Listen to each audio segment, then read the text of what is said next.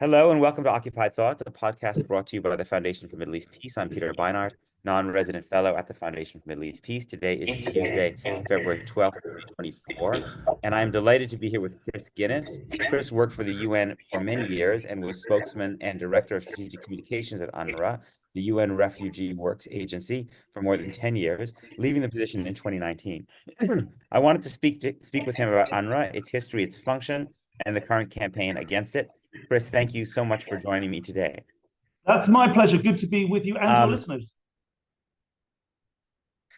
So let's start with the moment that we're in today, and then we'll explain UNRWA's role in it. Can you talk about the humanitarian conditions, particularly in the part of Gaza that's called Rafah today? So Rafah is in the deep south of Gaza, adjacent to the Egyptian border. And before the 7th of October, there were about 250,000 people there. Today, in the last 24 hours, I should say, that number is rising as tens of thousands of people flee from the town of Khan Yunis to the north-south to Rafah. And the figure now is about 1.8 million people. That's really the majority of people living in Gaza. And in the last 24 hours, I think we've moved from just talk about safe areas. This is now a humanitarian catastrophe on the same scale of any natural disaster that this world has seen in the last 20 or 30 years. So think of the Haiti earthquake in 2010. Think of 3 million people who were affected, all of the infrastructure destroyed. They had absolutely nothing, no toilets, no water, no housing, no electricity, no medicine. That's where we are today. The area which the Israeli authorities have designated as a safe area, Al-Mawazi, is about the size of Ben Gurion Airport. Now, that's about 6 square miles. You simply cannot fit 2 million people into 6 square miles. And as they are being crammed in that direction, it's about 4 kilometers from Rafah. There's no water there. There's no electricity. There are no toilets. There's no hospital. There's nothing. This is just 2 million people potentially in the open air. And that's why I talked about Haiti in 2010. At that time, President Obama, through an executive order, mobilized 20,000 US personnel, 2,000 Marines, warships, floating hospitals, in order to stave off a humanitarian catastrophe. And I'm talking of tens of thousands of people falling sick, starving, and dying. There has to be an international, global humanitarian effort, probably led by the American army. That's where we've got to in the last 24 hours. And I urge President Biden to move from talking about saying things like Mr. Netanyahu's going over the top, would he please abide by international humanitarian law? We have now crossed that moment. We have arrived at a moment that might define the Biden presidency. It's time for global humanitarian leadership from the world's last remaining superpower of the sort that we saw under Barack Obama. Thanks. So let's talk about UNRWA, the UN Refugee Works Agency. What role is it playing in Rafah and in Gaza more generally? Well, to be clear, UNRWA fled south because it was instructed to by the Israeli army. That was within a month or so of the fighting actually beginning, and it moved its headquarters down to Khan Yunis. But the training center there, which in ordinary days was a place for 2,000 people, suddenly had 25,000 people. So UNRWA is doing its best. It's distributing food. It's trying to distribute the supplies that come in. But of course, because the Israelis have really squeezed the humanitarian supplies to a trickle, a fraction of what's needed, UNRWA is completely overwhelmed. There are riots over food in its distribution centers, over water. UNRWA is completely overwhelmed, but it is the main and the biggest game in town. So it's doing what it can in terms of humanitarian relief. It's still got some of its shelters operational. Where there are people crammed into those shelters, they are managing to deliver some food, some water, some medicines, but things are absolutely desperate. When the UN Secretary General said the humanitarian system is broken, he could have been talking about UNRWA, because in ordinary times, UNRWA was pushed with a massive financial crisis, but now UNRWA is pushed to breaking point. And of course, as I'm sure we'll talk about, there's an existential political threat now besetting the agency. Right. So before we get to that, just for people who are not familiar, maybe you can just talk a little bit about when and why UNRWA was set up and what it's supposed to do. So in response to the 1948 war, which saw 750,000 people either fleeing or being forced from their homes into neighboring countries, so some went north into Lebanon, some went northeast into Syria, some into Jordan, some down into Gaza, some into the West Bank, UNRWA was established to do two things, basically. As its name suggests, the Relief and Works Agency. Relief for the 750,000 people, so food and water, emergency shelter, that kind of thing, but also works. So there were job creation programs because they had to feed themselves, and it was thought that this was a temporary agency. They would have the right of return home within a matter of months, and therefore UNRWA would not be needed. But of course, that isn't how things turned out. The nation Israeli, the state of Israel, made it clear that they would not have the right of return. And so what began life as a temporary population became more and more permanent in these areas. So UNRWA suddenly realized it had children that needed to be educated. So it began an education department. There were people who needed primary health services. So UNRWA established a health department. There were people who were vulnerable, who needed relief and social services. So UNRWA set up a relief and social services department. So those three broad areas, education, health, relief and social services, are what are known as the core services of UNRWA. And that through time has grown and grown and grown to the point where there are 550,000 children across the Middle East, in Syria, Jordan, the West Bank, Gaza, and Lebanon, who need educating in UNRWA schools. UNRWA's health clinics, for example, every year do 7 million patient visits. And the Relief and Social Services Department brings emergency services to some 500,000 or so people. So it's perhaps best for your audience to conceive of UNRWA not as an aid agency, but perhaps as a government, because in terms of delivery of services, education, health, etc., it's much more like a government, with one crucial difference. Unlike a government, UNRWA does not have a tax levying capacity. Therefore, it relies on its donors for that money, which is partly what led to this current crisis. And just before I finish this answer, to say that as well as those core services, education, health, relief and social services, because UNRWA is in this highly unstable environment, emergencies happen, like in Gaza. And suddenly UNRWA has to keep these other services, the core services, ticking over, but then suddenly turn to dealing with, about 2 million desperate people, as we're seeing today in Gaza. So one of the things that UNRWA's critics sometimes point out is that UNRWA exists for Palestinian refugee populations. Other refugee populations around the world are all under a different agency, the UN High Commission for Refugees, UNHCR. So why is it that Palestinian refugees have a separate agency for them and we're not part of that larger umbrella of UNHCR? That's a very significant, important, and useful question to address. UNRWA was set up, as I said, in the wake of the 1948 war. It actually became operational on the ground in May 1950, but the Refugee Convention was not until 1951. And that is what brought into existence UNHCR, the other refugee agency. So the first article of the Refugee Convention basically says, if you are already receiving services from UNRWA, there's a get-out clause. You can't carry on, being protected under the Refugee Convention. So it's a historical thing, but it's become highly politicized because there is this mistaken notion, particularly amongst many Israelis, many in the far right, who say that UNHCR resettles refugees, and therefore, if we fold up UNRWA, give the Palestinians over to UNHCR, they can resettle them in, Arab countries or Canada or, wherever. Unfortunately, that isn't how it works, and it isn't how it works for several reasons. First of all, UNHCR doesn't just do resettlement. UNHCR helps people back to their homes. UNHCR helps people integrate where they are. There are three choices classically which under international humanitarian law and refugee best practice are offered to refugees. One is the right to stay where you are, local integration. Another is resettlement in a third country. So, some other country gives you a passport, gives you a home, and off you go, and you do that. Or the right of return. And that's a choice which all refugees have everywhere, and it's enshrined in the Universal Declaration. So UNRWA is absolutely no different as UNHCR is in having those three choices available for refugees. The other thing that is said is that UNRWA registers the children of refugees and UNHCR doesn't. That also is completely wrong.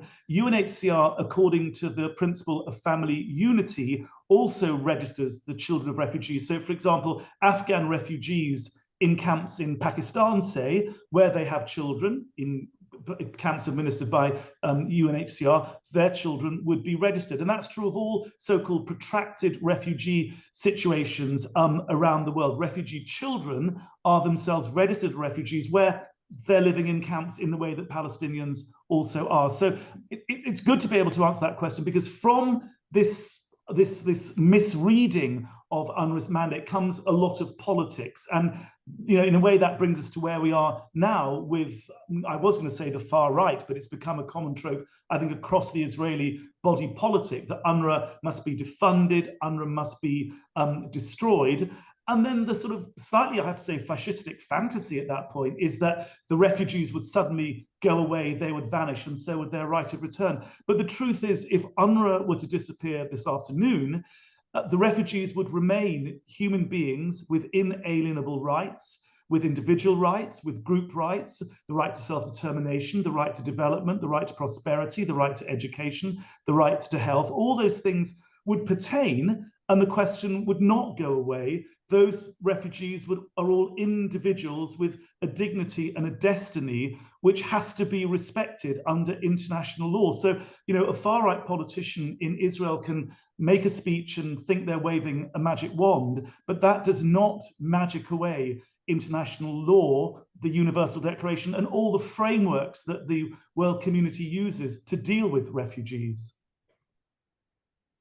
I want to get in a second to the particular charge that's been made since October 7th, but there is another long-standing charge that critics make against UNRWA, and that is that the curriculum in the UNRWA schools is anti-Semitic, or at least incites hatred of Israel. I wonder if you can talk a little bit about the curriculum that's taught in the UNRWA schools. Sure. So UNRWA, in these 5 areas which I mentioned, Jordan, Syria, Lebanon, the West Bank, and Gaza, UNRWA's preparing children for public exams. So it's logical that UNRWA would use the curriculum of the host authorities. So in Syria, it uses the Syrian textbooks. In Lebanon, Lebanese textbooks. In Jordan, Jordanian textbooks. And in Gaza and the West Bank, since the Oslo Accord, since the mid-1990s, it's used the PA textbooks. And what UNRWA does is every year, there's a big education department in Amman, headquarters in Amman. The education is the biggest of all UNRWA's programs. The textbooks are always checked. So the PA will deliver the textbooks to UNRWA educators in Amman. They are assessed according to 3 criteria. 1, political bias, neutrality issues, call it what you will, including such issues as anti-Semitism, age-appropriate violence, and thirdly, gender representation. So, it's made sure that the genders are properly represented.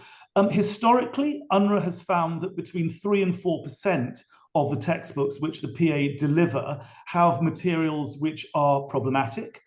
UNRWA then produces what they call enrichment materials. Now, they call them enrichment materials for an interesting reason. It won't surprise you to learn, Peter, that the question of a curriculum is highly politicized. I mean, imagine if a UN agency turned up in New York or wherever you live and said, Peter Beinart, your children aren't going to be able to use these textbooks because we don't think it portrays the history of the Irish or Native American Indians or whatever it might be, and therefore we're going to change the textbooks unilaterally and you'll just have to suck it up and get used to it. So what UNRWA does, it produces enrichment materials to replace those problematic passages, as I say, less than 4%. It then has teaching programs for the teachers who are instructed about how to teach these alternative materials. They are then inspected as best can be done, given that there are 550,000 children being educated in UNRWA classrooms across the region. Where there are specific complaints, they are always investigated, and there's always some kind of action taken. But as you can imagine, there's a constant battle that goes on, for example, with the PA, the Palestinian Authority, over what Palestinian children can be taught, and the fact that a UN agency, and it's no mystery to the Palestinians, it's being driven by a far-right Israeli agenda. So not only is it a sovereignty issue for the Palestinians, a UN agency is telling its children what it can learn in its classrooms, but it's well known, because this is such a public campaign against UNRWA, that it's being driven by, politicians in Israel. And that makes it even more problematic. When I was a spokesman for UNRWA, I want to say to these Israeli politicians, if you just shut up, it will be so much easier for UNRWA to be able to teach this stuff. I mean, there was a wonderful example where UNRWA started teaching the Holocaust in Gaza. They developed curriculum material, which, it wasn't, Holocaust studies a la Hebrew University in Jerusalem, but it certainly was an honest attempt by UNRWA to explain to children in Gaza what the Holocaust was about. The Simon Wiesenthal Center discovered this, decided that the books didn't go far enough, didn't tell the whole story, this, that, and the other. This then became a huge political row. And in the end, there was a big fight in Gaza because UNRWA wanted to put these materials through. And in the end, I left UNRWA, so I don't know where it all went, but because it was so heavily politicized, as it is being today, it was very hard for UNRWA to get these books into the classroom. I would stand by UNRWA and say that the frameworks are there, the training is there, the alternative materials are there, and I think that a lot of what is leveled against UNRWA, frankly, is misguided and misinformed. I mean, one very good example, UN Watch and Impact SE, two organizations which testified in Capitol Hill a few weeks ago, they issued a big attack on UNRWA's curriculum a couple of years ago. And when the education department in UNRWA started to investigate, it turned out that these weren't UNRWA materials at all. And in a previous incarnation, Impact SE, which is this organization that UN Watch is working with, did a big attack on what it thought was the PA, the Palestinian curriculum. And in fact, it was the Syrian and the Jordanian curriculum. So there's much misinformation out there. UNRWA is using UNESCO standards to assess these books, and wherever there are problematic issues found, UNRWA always does this enrichment replacement text and does its best to teach that. So just in the last few weeks, there have been the allegations by the Israeli government that I think they said alleged that 12 UNRWA employees were involved in some way in the October 7th massacre, and that perhaps as many as 1,200, or roughly 10% of UNRWA's staff in Gaza, had some connection to Hamas or other militant groups. So I wonder if you can talk about what is known about those allegations, the evidence behind them, and then what UNRWA has done in response. Well, Peter, to be clear, although I'm the former UNRWA spokesman, I was a spokesman for 13 years, yeah. I have been very closely in touch with former colleagues since this whole controversy began. First of all, UNRWA has never been given the allegation, has never been given the evidence. So this dossier, which appears to have been handed over to the New York Times and was splashed over the front page, that was never given to UNRWA, even though the UNRWA Commissioner General was called from Amman to Tel Aviv for a meeting with a fairly junior official in the International Organizations Department of the Israeli Foreign Ministry. So UNRWA has not been given the evidence. It's been told what the allegations are. Neither the Americans, neither the Brits, nor the Canadians, nobody has given UNRWA the evidence. It's heard about the allegations. And in fact, Canadian officials and British officials are now saying they don't have it either. And US Secretary of State Blinken actually said on the record that the US has not been able independently to confirm this, yet in the same sentence he said he found the allegations credible. It's hard to know how he found them credible if they've not been independently confirmed. But UNRWA's Commissioner General, as part of a zero tolerance policy, even being given the allegations, decided in the interest of the agency, which he is permitted to do, he separated these people immediately, even though 3 of them were either dead or missing. He is then ordered or requested an investigation by the Office of Internal Oversight by New York. So that's an internal UN, though nothing to do with UNRWA. It's independent of UNRWA. And at the same time, an external review under the leadership of a former French minister has also been ordered. So UNRWA, as I say, as part of this robust policy, has got rid of these people, even though there's absolutely no evidence that's been passed over, and there is both an independent and an external review. And what I'd like to say is you could say that this story illustrates that the policy is working, because if it's just, and any number of people taking part, UN workers taking part in those massacres, that is completely condemnable and wrong. But the fact is that this could also be spun as an example of very few bad apples in an organization that's been working, frankly, under blockade since 2007, occupation since 1967, and with people who have been dispossessed since 1948. So there's a very, very long history. I'm not justifying the attacks in any way whatsoever. I'm saying that UNRWA's staff are part of a community that's been dispossessed, has been occupied, and has been blockaded. And I think that also needs to be addressed moving forward out of this terrible crisis. I think the American administration is starting to do, to talk about some kind of two-state solution, and that would resolve some of these problems. And that is, I think, a recognition by the US administration that this terrible massacre didn't come in a vacuum. It came out after 75 years of real tension and friction between these communities. So in response to these Israeli allegations, the United States and quite a number of other donor countries to UNRWA, because as you're saying, the UNRWA gets its money from foreign donors, have suspended that money. What are the consequences for UNRWA's ability to operate of these suspensions? Well, to take one step backwards before I answer that specific point, there's a fourfold illegality taking place or violation taking place here. First of all, what the donors have done is a violation of humanitarian principles, because it's weaponized humanitarian aid, it's weaponized UNRWA.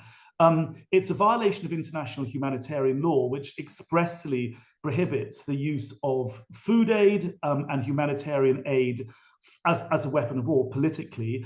It's a violation of the provisional measures of the 26th of January from the International Court of Justice, which made it very clear that all parties, not just Israel, but all state parties to the Genocide Convention, must facilitate the safe passage of humanitarian aid. And what have these donors done? They've cut off humanitarian aid. And very lastly, you could argue the fourth layer of illegality is you could argue that it's a violation of the Genocide Convention itself, which is very clear that state parties must prevent genocide. And what this arguably is doing is increasing the amount of deep hunger and starvation. Already, Martin Griffiths, the most senior humanitarian in the UN system, has said that 400,000 people are actually starving. And that was a couple of weeks back. So what these donors are doing is effectively forcing more people into starvation. Starvation has been described, and I think correctly,